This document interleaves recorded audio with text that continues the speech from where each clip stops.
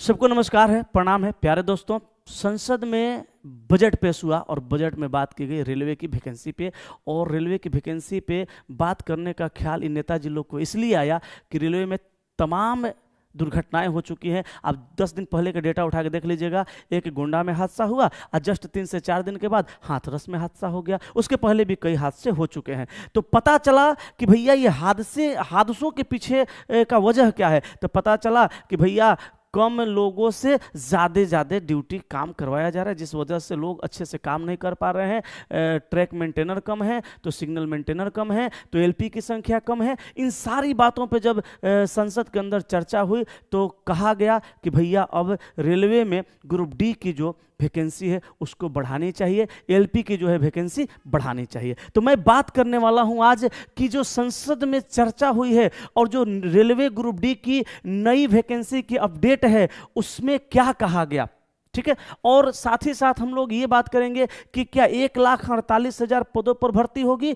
ITI अनिवार्य होगा और वैकेंसी कब तक आएगी। तो मैं आपको बता दूं, रेलवे कि जो नई वैकेंसी आने वाली है ग्रुप डी की, इसमें संभावित जो ये सीटें हैं ये कंफर्म तो नहीं है लेकिन संभावित सीटें हैं, ये हो सकता है।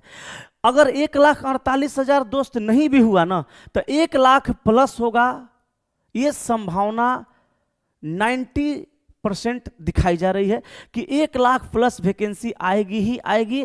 इससे कम की कोई गुंजाइश नहीं है। मेरी भी कहीं कहीं बात होते रहती है, यहाँ बात होती है वहाँ बात होती है, उसकी चर्चा मैं नहीं करना चाहता। मुझे भी जहाँ तक पता है कि जब भी वैकेंसी आएगी 1 लाख से ज़्यादा आएगी और लगभग 1,48,000 आ सकती है। ये डेटा फिक्स नहीं है। ये चीज़ों को समझ गए। अब अगला चीज़ हम लोग ये समझते हैं कि आईटीआई अनिवार्य होगा या नहीं होगा। तो जहाँ तक मुझे पता चला है, कुछ लोगों से बात होती है तो मुझे पता चला कि आईटीआई कुछ सीटों पे कुछ पोस्ट पे अनिवार्य होगा और कुछ सीटों पे कुछ पोस्टों पर अनिवार्य नहीं होगा। जैसे ग्रुप डी के अंदर कई काम होते हैं, ग्रुप डी के अंदर कई डिपार्ट होते हैं जिसके अंदर ये भी कर्मचारी होते हैं वो भी। तो उसमें कुछ काम टेक्निकल होता है और कुछ काम नॉन टेक्निकल होता है। तो जो काम टेक्निकल होंगे वहाँ पे हो सकता है आईटीआई अनिवार्य किया जा सकता है और जो काम नॉन टेक्निकल है वहाँ पे आईटीआई अनिवार्य नहीं भी किया जा सकता है।